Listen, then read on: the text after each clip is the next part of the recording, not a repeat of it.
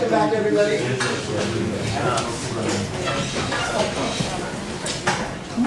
All right. We're all ready to start, so we're going to have our second lecture from Maria today. Okay, so last time I ended on a couple things that a lot of people said were confusing. One of them was wrong, so I want to do a correction. But first, let me clear up what I was saying about the intersection of the four Schubert varieties that answered that problem 4 on the Schubert calculus quiz. So last time we were answering the question, how many lines pass through, so intersect 4 given lines, L1 through L4, in C3, and they're in general position. And we translated this into, we changed it to P3, and then we translated into a central problem in C4, which is how many two-dimensional subspaces V of C4 intersect each of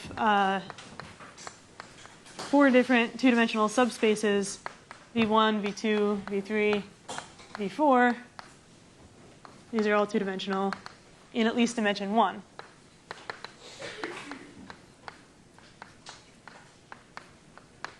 And in order to translate this into a Schubert variety problem, we defined Schubert varieties omega lambda of a flag, and it was a little confusing what I wrote last time. I realized I wrote something like I put subscripts or superscripts to indicate my flags, and I had an intersection that looked like this.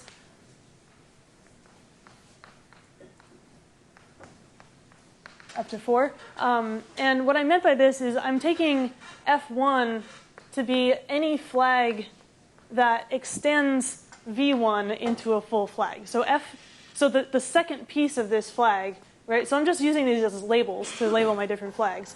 And this is a flag consisting of like some, zero-dimensional space, which is just 0, and then contained in a line, contained in a plane,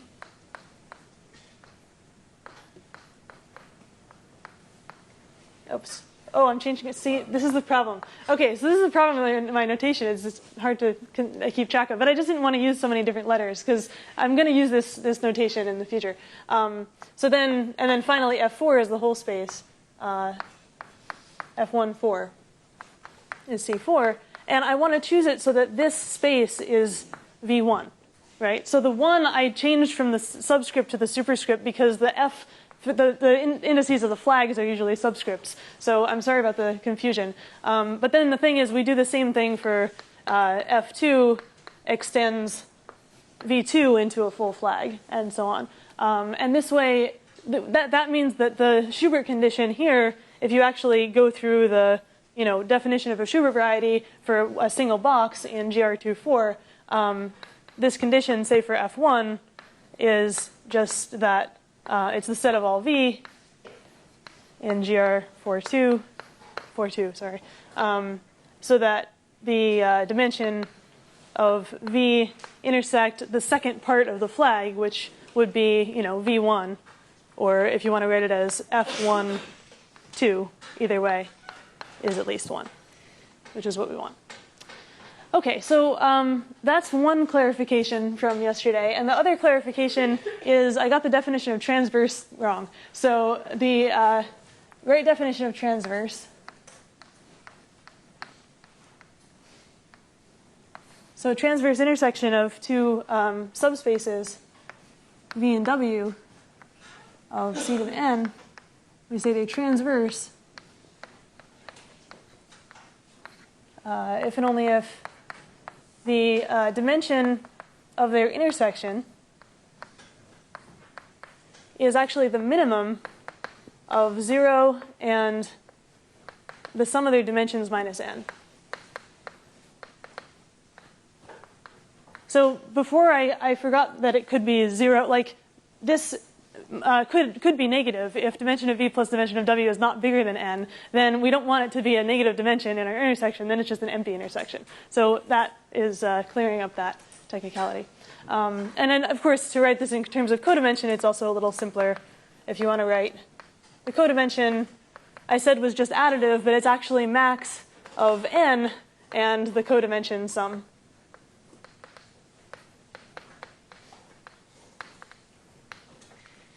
Okay. So then, now this brings us into where we left off is what are transverse flags? What kind of flags have nice intersections with their Schubert varieties? So 2 flags. Now I'll just write F and E because I only have 2 of them. Yeah.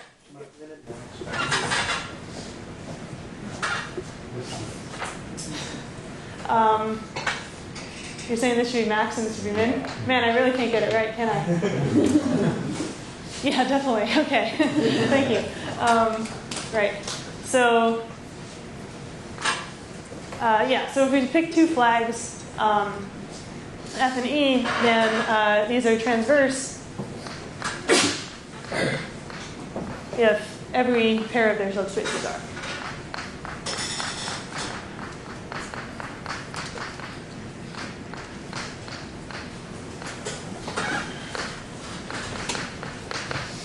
Okay, but there's so there's a nicer way of saying the transverse condition for flags. There's actually a much simpler condition.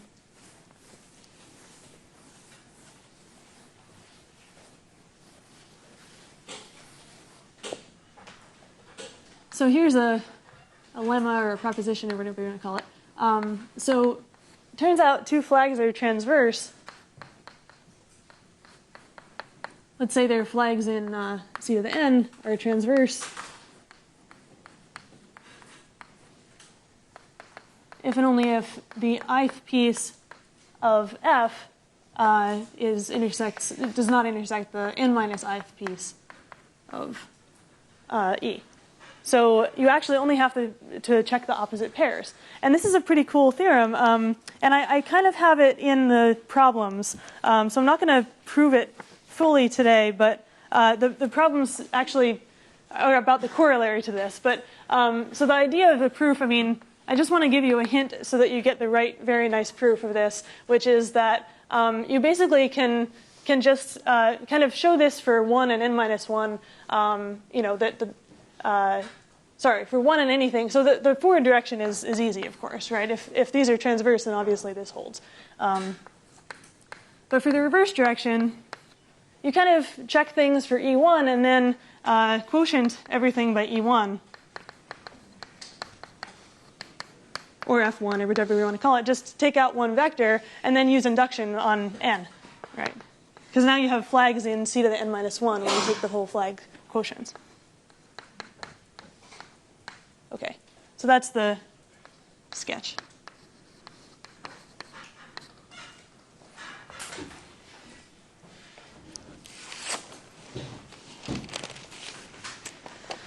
Okay, but the important thing about this theorem is actually the corollary to it, which says that really it suffices to just work with 2 specific flags.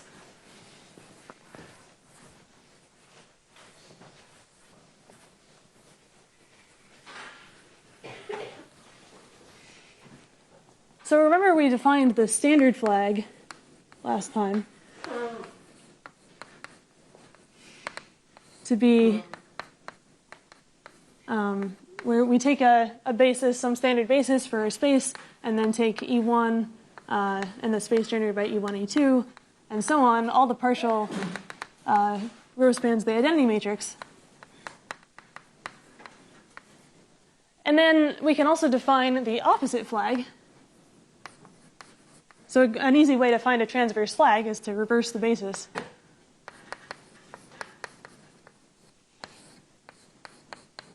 So let's call it E. So here we're just going to start with En, and En minus 1, and take these spans until we get everything.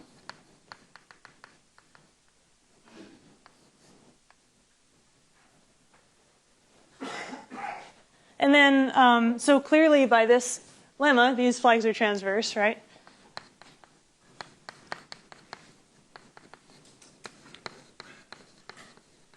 And the other interesting fact is that basically, I mean, this condition basically means you can map any two transverse flags onto these.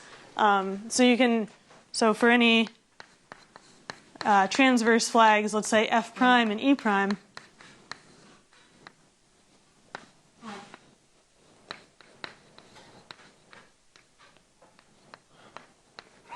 so there's some matrix, say G and GLN,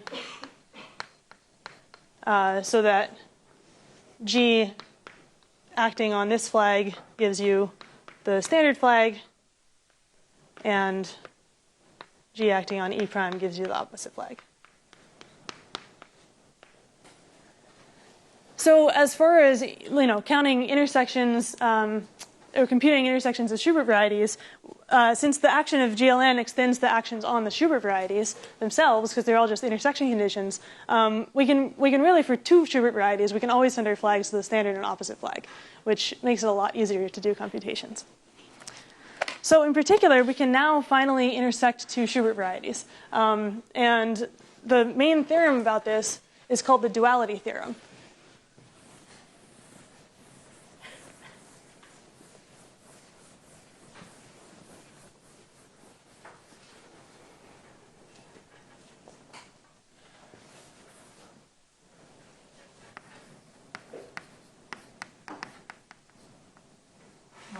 Okay, so for duality, we need the notion of a complementary partition. So remember we had our important box, which is k by n minus k, that all our partitions live in. And we had an example where the partition 421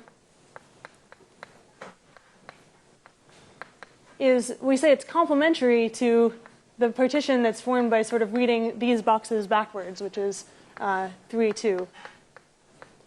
So we can say lambda and mu are complementary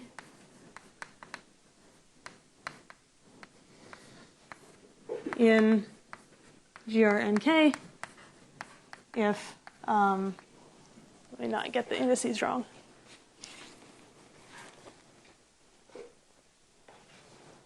Yeah, if lambda I plus mu k plus 1 minus I is n minus k for all I. And yeah, so these two are complementary. We write mu c to be lambda here. That's the operation of rotating mu to the lower corner and taking its complement. Okay, so then, so here 3, 2 is complementary to 4, 2, 1. And then the duality theorem basically says that two Schubert varieties have non-empty intersection only when, or sorry, two Schubert varieties of a certain size have non-empty intersection only when the partitions are complementary. So it says if we have two transverse flags. Oh, and it's worth saying, when I say transverse, I really mean, sometimes I'll just say like general position, and I mean, transverse in this sense. But you should just think of a generic choice of flags, and this should always be enough. But if they're transverse in c to the n, and lambda and mu are partitions with the sum of their sizes is k times n minus k, so they add up to the whole important box, then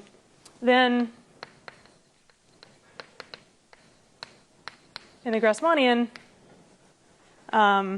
we have the intersection omega lambda of f with omega mu of e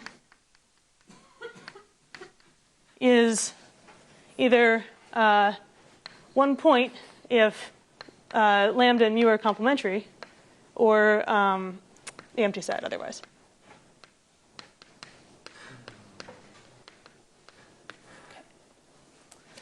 So, so we have our first intersection of Schubert varieties, and let's see why this is true.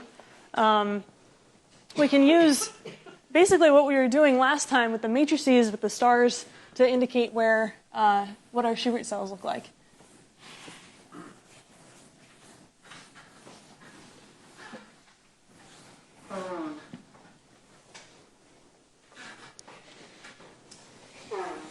Okay, so let's sketch a proof here of the duality theorem.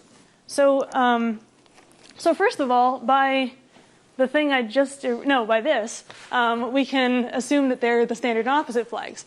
So it's a good first step.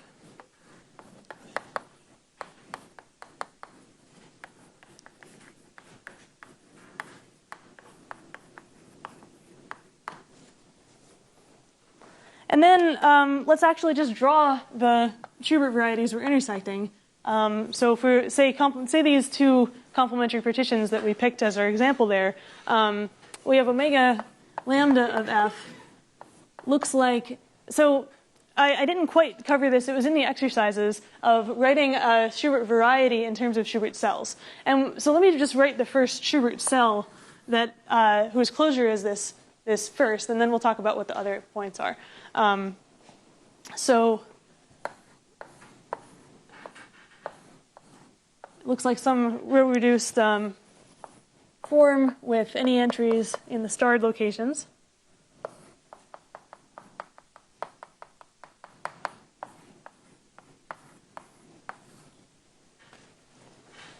That's the Schubert cell. This is omega lambda open of f. And then the closure of this to give the Schubert variety is the union of all the Schubert cells where the partition is strictly larger than lambda. Like it contains lambda as the Young diagram, which means it just pushes the ones to the right more. So this is going to be the union with Schubert cells consisting of the ones pushed further to the right as the pivots, and then the stars or whatever they have to be, right? And then let's look at what omega mu of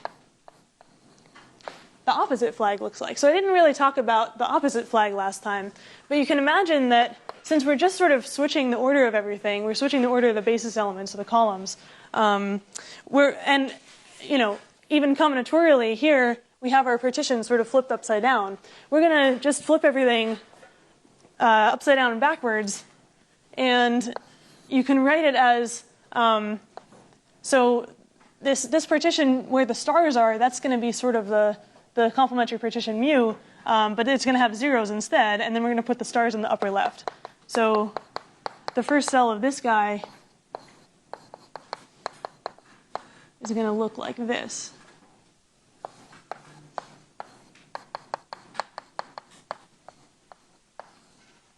Did I do that right?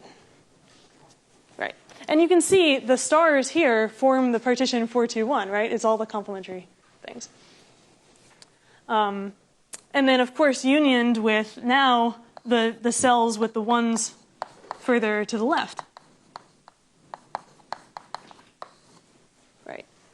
So now you can actually just see the intersection, right? So if you wanted a matrix in reduced form that's in both of these things, it basically has to be the matrix with the ones in these positions and zeros everywhere else, because there's nothing else that's in both. So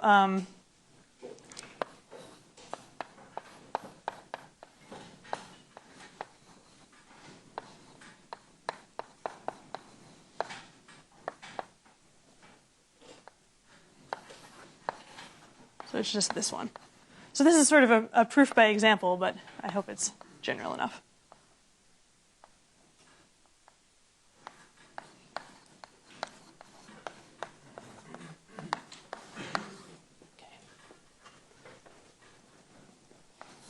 Okay, so there's the one point in the case that they are complementary. So this is if lambda and mu complementary, then we have a point, yeah? Just one thing I'm asking about.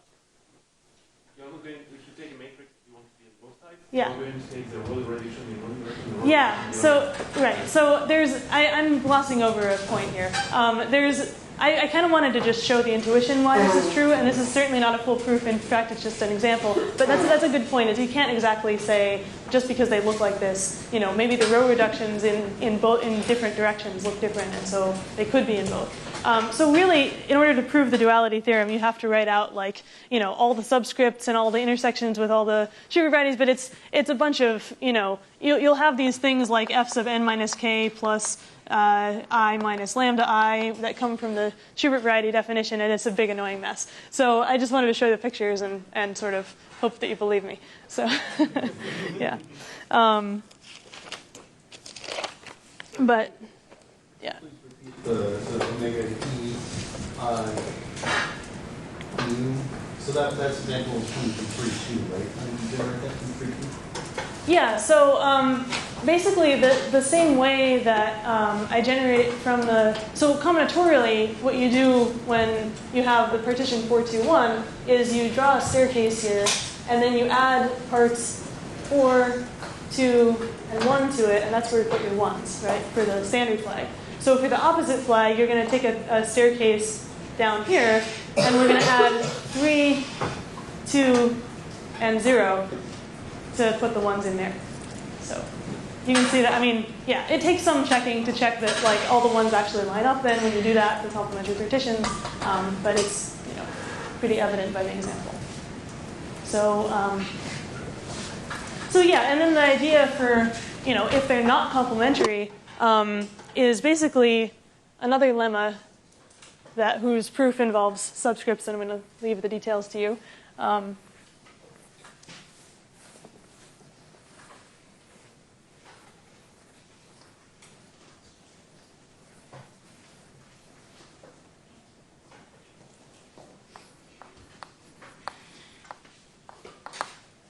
this is an interesting lemma on its own, actually. It's a little bit more general than what we need, is that if you have any partitions,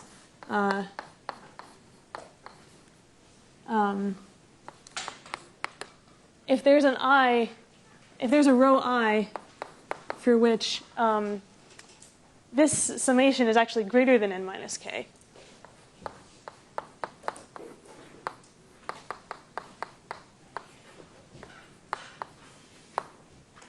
then the intersection of the Schubert varieties is empty.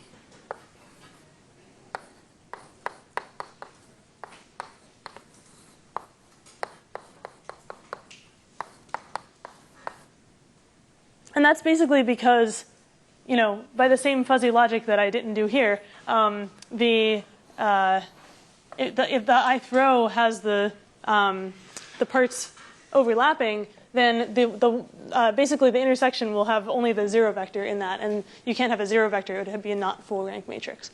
So this, again, the rigorous proof of this lemma involves lots of subscripts and annoying things, but it's not too hard to work out. You can do it as an exercise. So I'll leave that to you.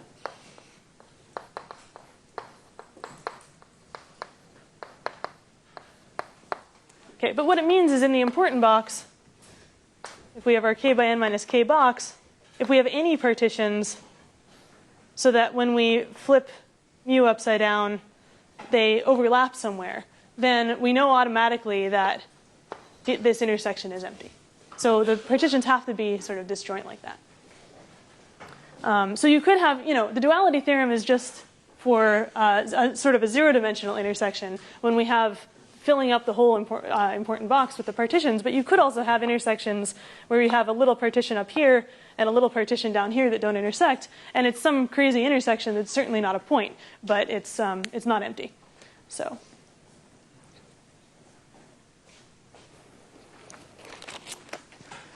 Okay, so now that we have the duality theorem, we're going to do something fun, which is go back to problem 1 on the Schubert calculus quiz and prove it using Schubert varieties, which it's the statement that there's a unique line passing through any 2 distinct points in Pn. So let's see. I wonder if I should leave the duality theorem up. Yeah, maybe I'll leave this up for now.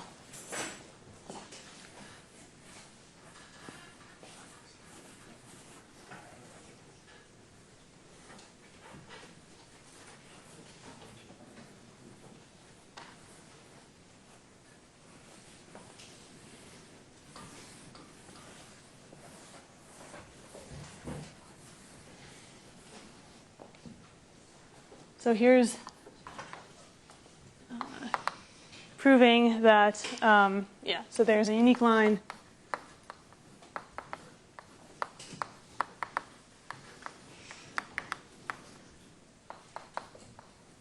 through any two distinct points in Pn. Okay. So here's the hardest, most unnecessary proof ever. We're going to work in, so first let's translate our problem, as we usually do, into Grassmannians, which is, so we're looking for, instead of a line, we're going to go up to c to the n plus 1 and look for a two-dimensional subspace. So want unique v in c to the n plus 1 of dimension 2, such that it contains two distinct one-dimensional subspaces. It contains, I'm going to call these one-dimensional subspaces F1 and E1, because we're going to turn them into flags. So it's going to contain these of dimension 1.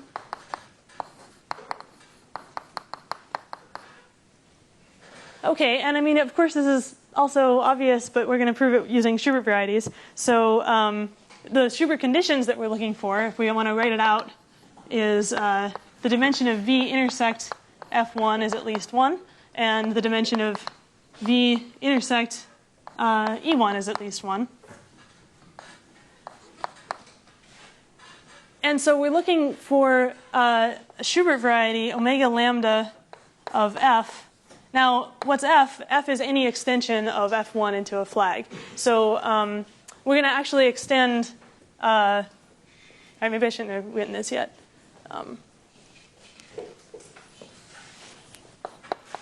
So extend E1 and F1 to transverse flags.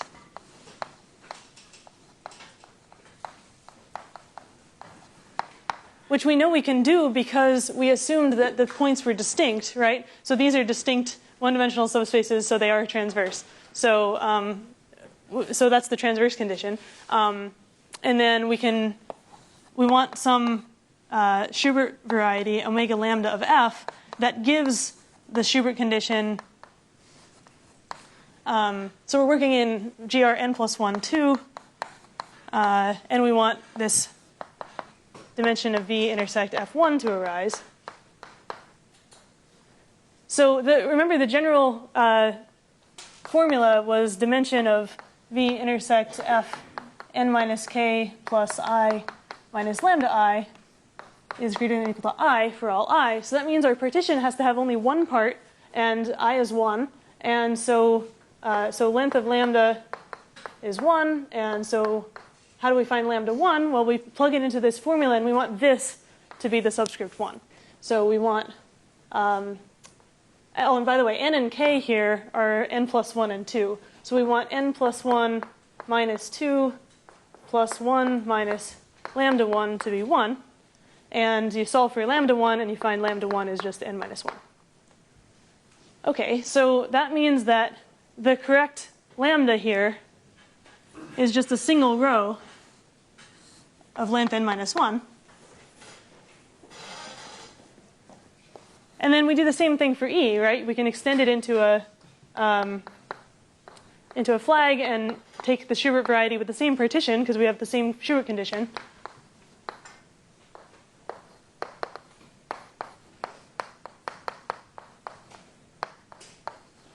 And so when we intersect these, we get the answer, and all the solutions are in the intersection. And by the duality theorem, notice that the important box is 2 by n plus 1 minus 2, which is n minus 1. And so here's lambda, which is n minus 1.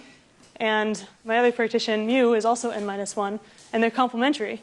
So by the duality theorem,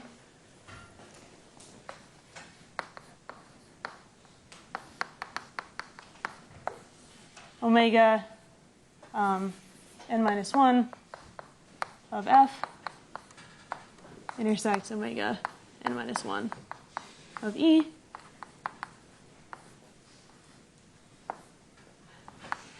has one element. There we go. Okay, so that's an example of how we would use, intersection of Schubert varieties to solve intersection problems. I know it's overkill, but then for the harder problems, it's going to be very useful. Okay, so for more general intersections, then, so in our other problems in the Schubert calculus quiz, we had things like lots of different lines or planes that are intersecting other lines or planes in different ways. So we're going to, in general, have to intersect more than 2 Schubert varieties. And for that, there's something called the Littlewood-Richardson rule, and I'm going to not cover the combinatorics of it today, but I'm going to try to give an idea of where the geometry comes from. Let's see, I can now go over here.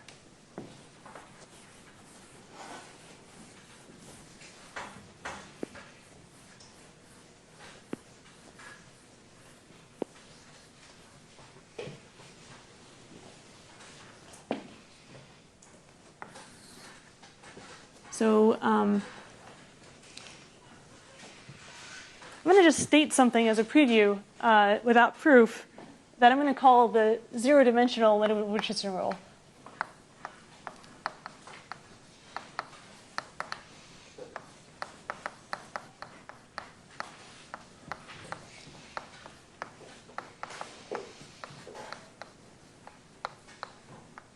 Okay. And this is basically a general formula for zero-dimensional intersections of Schubert varieties. So here, now instead of just using F and E, we're going to use a whole family of transverse flags.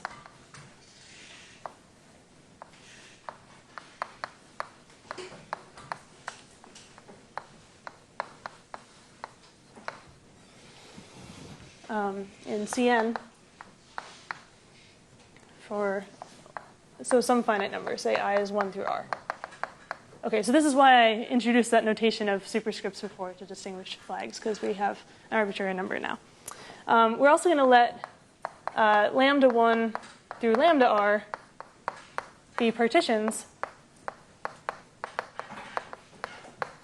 such that, just like in the duality theorem, we're going to ask that the sum of the sizes of all the partitions is k times n minus k. So if that happens, then I claim the intersection so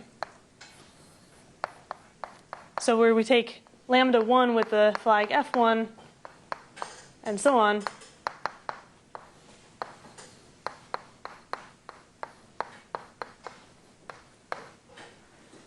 This is zero-dimensional.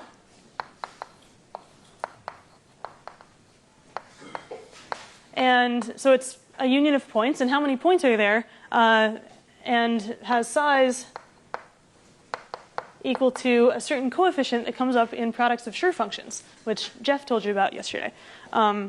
So its size is what's called a Littlewood-Richardson coefficient.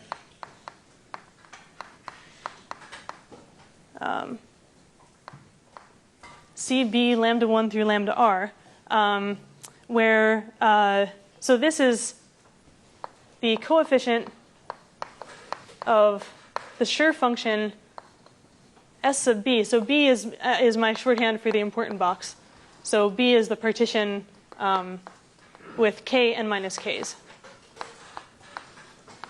as its parts. So there's the coefficient of SB in the expansion of the product of the Schur functions S1 through, or S lambda 1 through S lambda R. So you take a product of Schur functions, you ask Sage to convert it to a sum of Schur functions, since the Schur functions form a basis, and then you look for this guy, and whatever its coefficient is the answer. So now you actually have the tools to, using Sage or whatever, to compute the answer to basically everything on the Schubert calculus quiz. But there's going to be combinatorial formulas for this that we'll get into as well. Oh, and Jeff just showed up, so now I'm talking about things you just said. And I think you're going to cover the Littlewood-Richardson rule in some ways as well. Right. Okay. Okay, but that's also a zero-dimensional version. There's a much more general version. But to explain sort of how it relates to all of this and to give an idea of where that comes from, we need the tools of cohomology and like lots of geometric tools. The sort of classes I've seen on this kind of thing either seem to assume you all know what cohomology is and just use it, or they spend a semester teaching what cohomology is and then they don't do anything with it. So I'm going to try to do something a little bit in between, and we'll see if it goes over well. But I'm going to give some idea of what homology and cohomology is from the point of view of CW complexes, which is also going to tell us a little bit more about the structure of the Grassmannians. All right.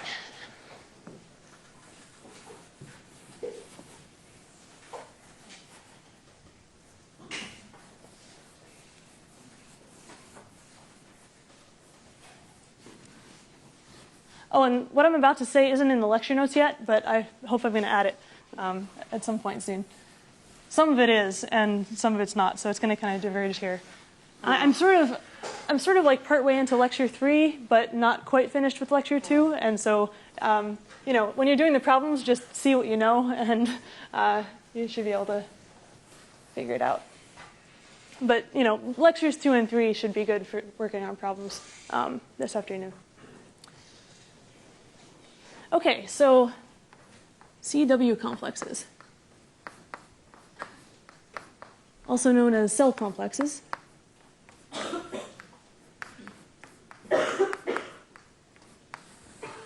I think C and W stand for some kind of topological properties. I think W is like weak topology, and I forget what C is, some kind of compactness condition. But I just think of them as sort of Lego towers built out of blobby cell things.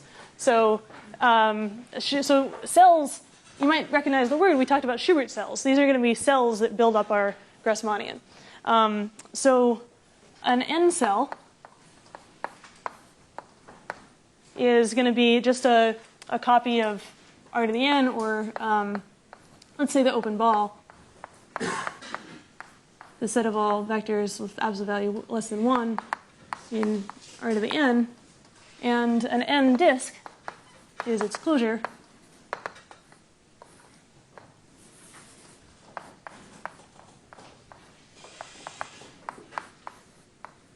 So for instance, a 1 cell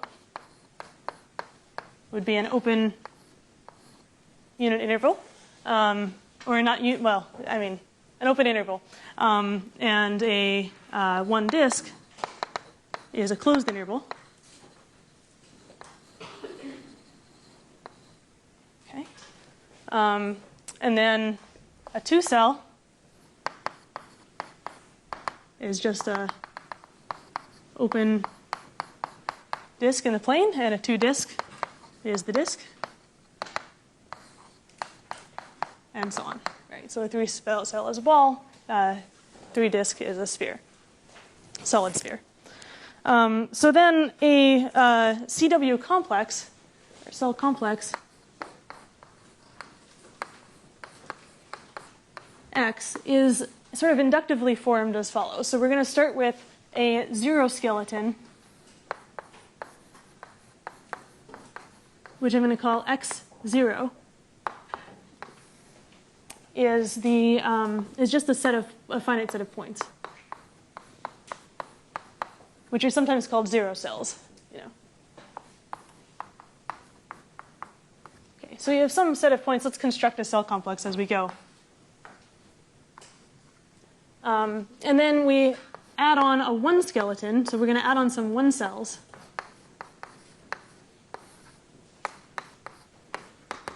So this is formed by attaching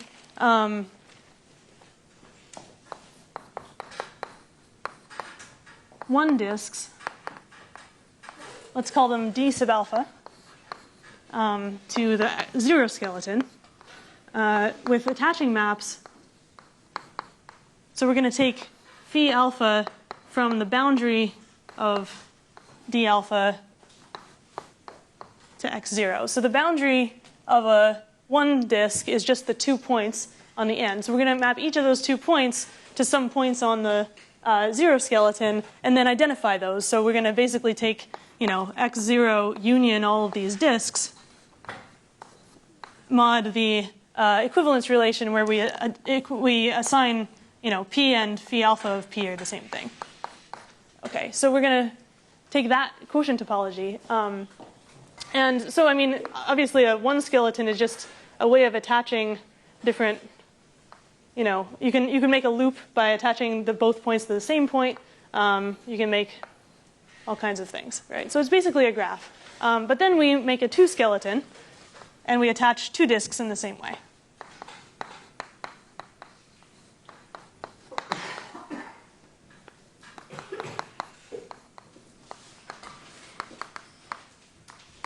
With exactly the same kind of map from the boundary.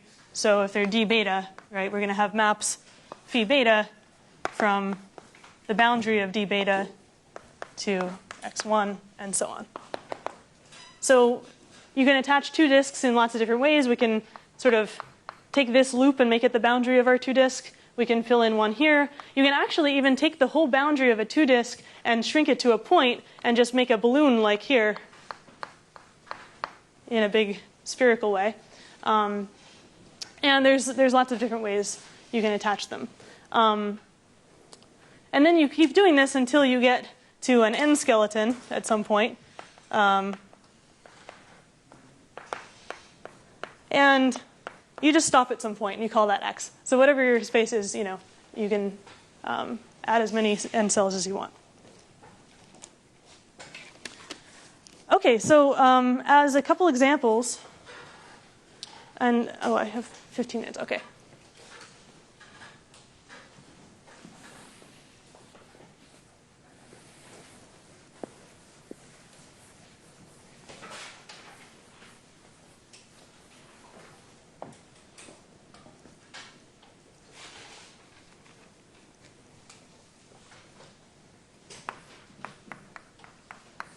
Oh yeah, here's a very non-trivial example actually is P2R.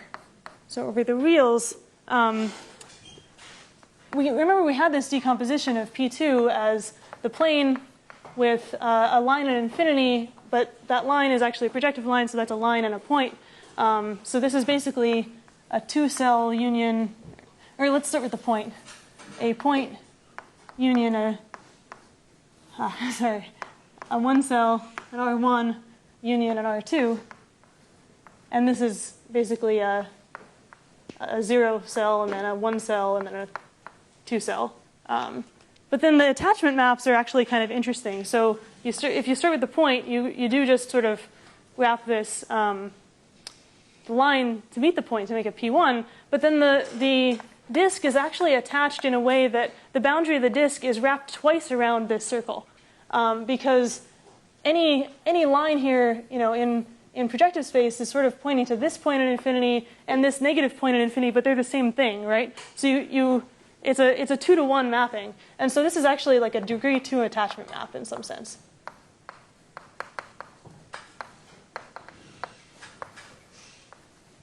Okay, and then a simpler example is a complex projective space. So let's just do P1 of C.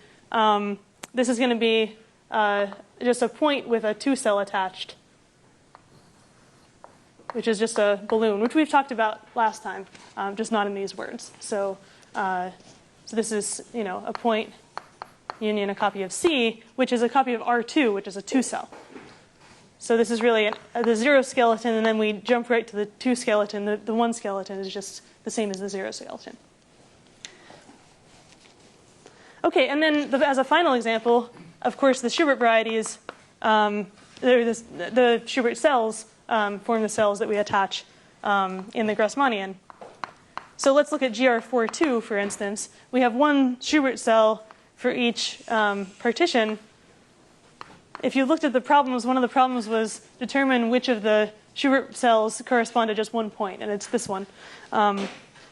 So there's this cell with respect to some fixed flag, and then you have a one-dimensional cell with the partition 2, 1, and the dimension corresponds again to the complement of the partition. So then we have two two-dimensional cells over C.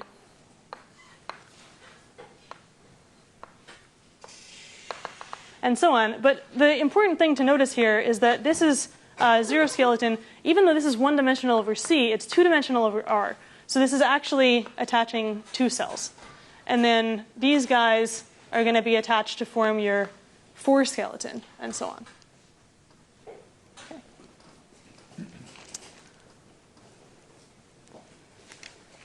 Okay, so in the last 10 minutes, I'm going to try to define cohomology. Let's see if I could do it. So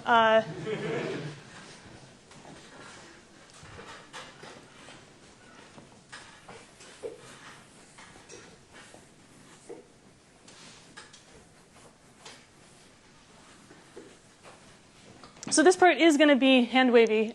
It's not going to be, not everything is going to be perfectly well-defined. But basically, we can form a chain complex out of the n cells. So what we do is we define C sub k. So here's homology and cohomology.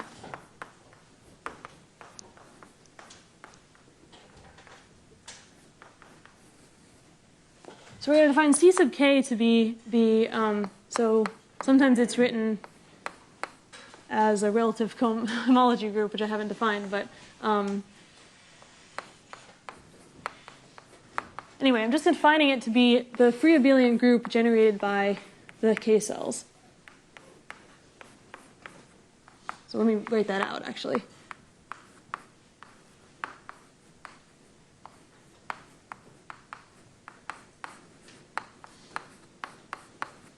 And we wrote the K disks to be D alpha, so I'm going to use B for ball and write B alpha K to denote the, I shouldn't write parentheses, that's like the other one.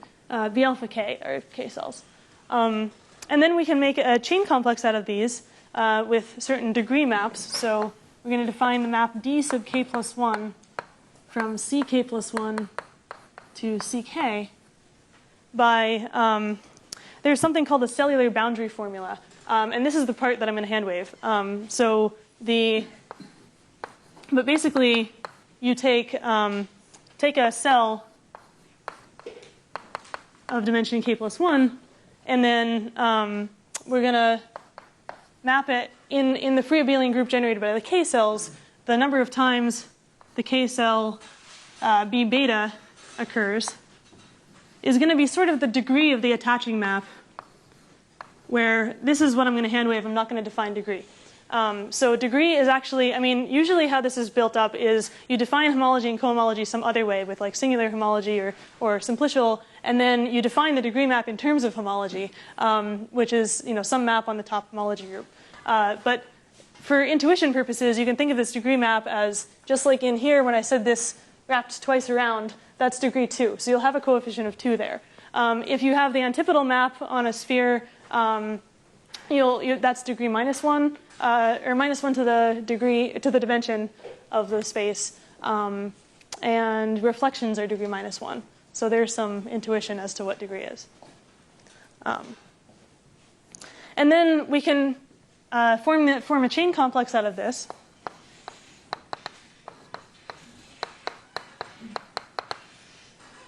Which is, so you have a whole bunch of zeros, and then we have Cn going to Cn minus 1, to Cn minus 2, down to C1. And these maps are the Ds. So it turns out that if you compose two of these maps, Di composed with Di minus 1, or plus 1, that's always 0. So that's what it means to be a chain complex. And then the homology of a chain complex is the kernel of one of the maps mod the image of the other. So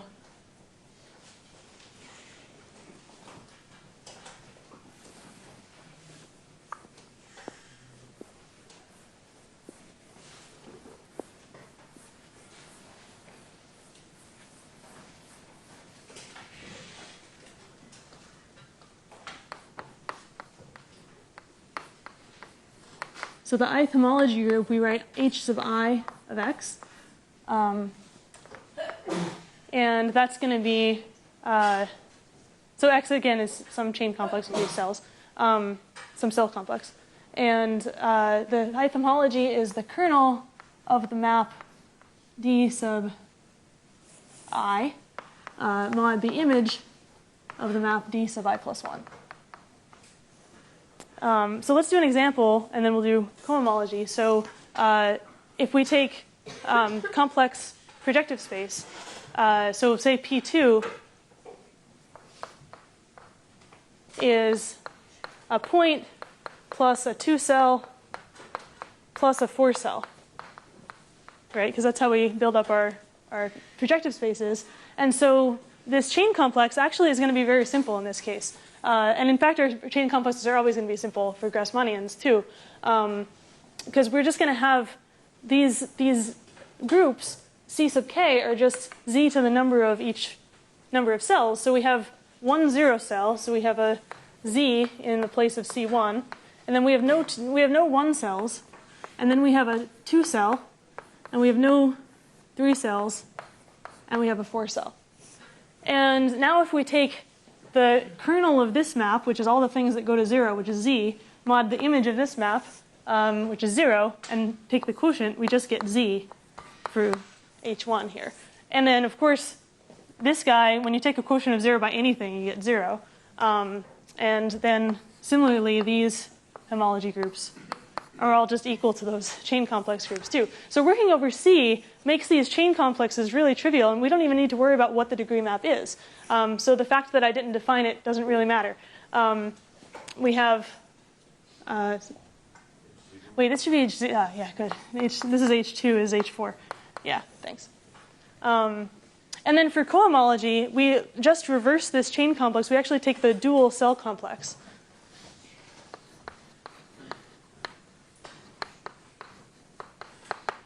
So we're going to take the maps from a given space to Z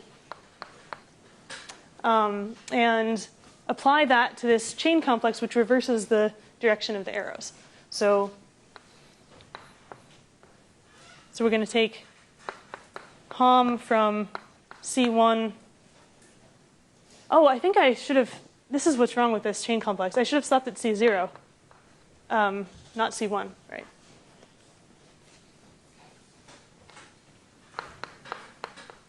And then this map will be the dual of the D1 map to go from hom to hom C1Z and so on. So here D1 takes a function to like what the function would take D1 of the thing to. Okay. And then for cohomology, you take this chain complex, you take kernels mod images again. So HI, H to the I of X, that's how we denote cohomology, is the group kernel of the, I have to get the subscripts right. Whatever it is, HI, DI plus 1, okay.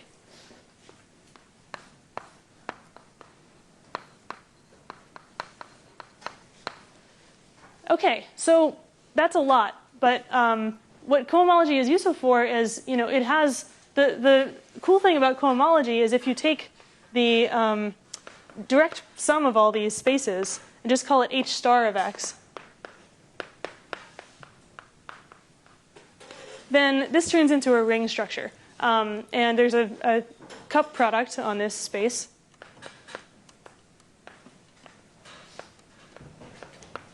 Which corresponds to intersection of the spaces that you're looking at. So let me just now I'm going to skip everything else and go to properties of this cohomology ring for the Grassmannian. So now you're just going to have to believe me what these properties are.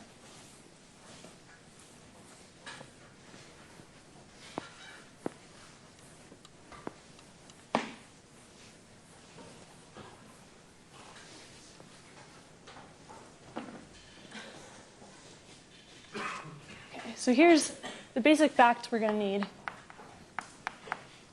about the cohomology ring of the Grassmannian.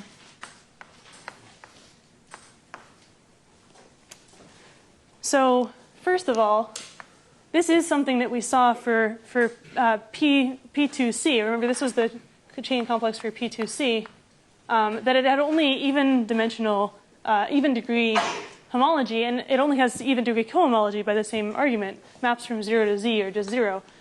So we know, and since the Grassmannian we're working over C as well, has the same exact properties. So non-zero cohomology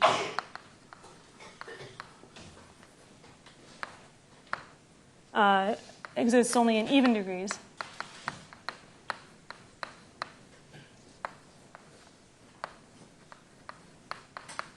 H2I for some I of the Grassmannian. And what that means also is that, I mean, notice when we took kernel mod image, we basically got the same group as the one we started with, this free abelian group generated by the K cells. And remember, in the Grassmannian, the Schubert cells are our K cells for whatever dimension the Schubert cells are, which means that there should be a basis of the cohomology ring that corresponds to the Schubert cells. And in fact, we call this basis, so there's actually, as a Z algebra, there's generators. So actually, I should just say ring basis over Z basis. I'm going to call it sigma lambda. Now, this is another thing I'm not going to define, but it's called the fundamental class of a Schubert variety, roughly corresponding to that Schubert cell. So this is in actually so we're really taking the dual of a homology class. So the degree it's in is the opposite of its dimension, which is 2 times the size of lambda in the Grassmannian. And then the other very important fact is that the product in the cohomology ring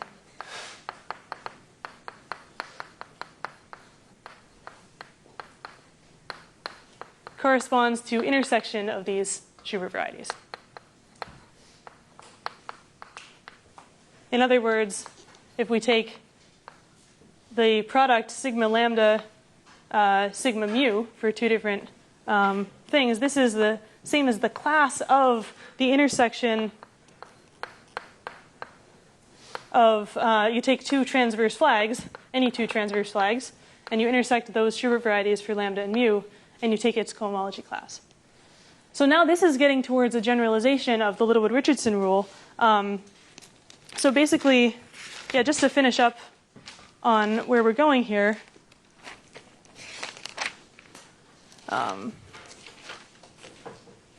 yeah, so these sigma lambdas form a basis, and what we're going to show next time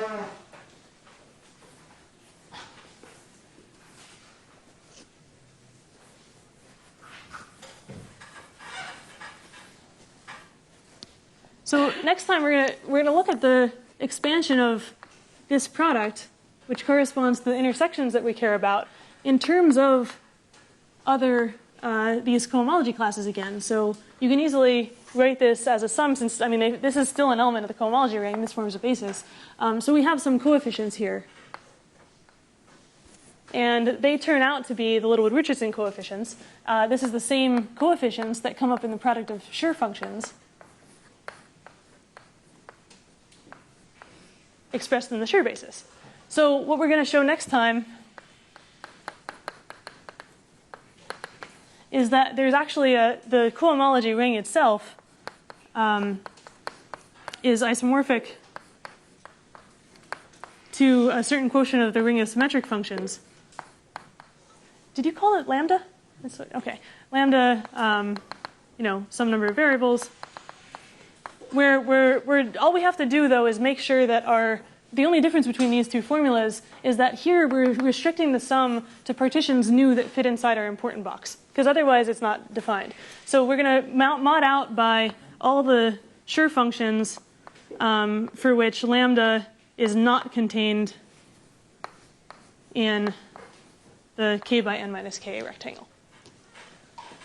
Okay, so then this is going to really allow us to easily compute with Schubert intersections, because now we can turn all our problems into multiplying polynomials.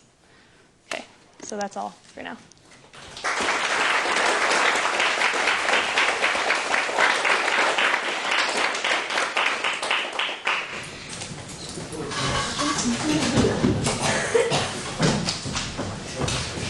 Are there any questions? Could you just quickly repeat how to calculate the V stars? Yeah, I didn't actually say it just because I was running out of time. So, so what I mean here is, so hom from C0 to Z, let me just do an example of C0 and C1. This is the set of functions, maps of groups from C0 to Z. The C0 is an abelian group. And then, so given a function like that, D1 star takes F to the function that sends, so we need to say, what is this as a function? What does it do to an element of C1? Right. So let's call this little c1 so we remember where it is. Well, what it does is you take this function f applied to d sub 1 of c1. And let's see why that's true. So d1 is a map from c1 to c0 that we had from our other chain complex. And so d1 takes c1 to an element of c0, and then you just apply f to it because that's a map from c0 to z, so that gives you your map from c1 to z. Yeah. Yeah. Help your head with the multiple generators for that abelian line alpha. Oh, wow. Well, I don't know. It's a minimal generator. You should take Maybe you know this? K such that K is larger than the height of your box, and HK such that K is larger than the width of your box. So you want just these rows, basically, that are larger, like all those Ks? I guess because those would generate all the Schur functions by multiplication, I guess. Is that right? Yeah, maybe. Yeah. Is that sufficient, though? I mean, don't you need, like, wouldn't you need, like, this times E1 or in there? You should take a Jacobi tree. Oh, yeah. Yeah. So you want a Jacobi tree In which this, terms are. right, so you're saying you don't need the E1? Oh, that'd be interesting. Yeah. Huh. There's a problem. You have a question? No, well, let's thank the speaker again.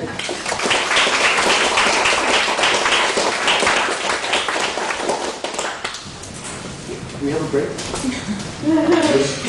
Okay, we have a break.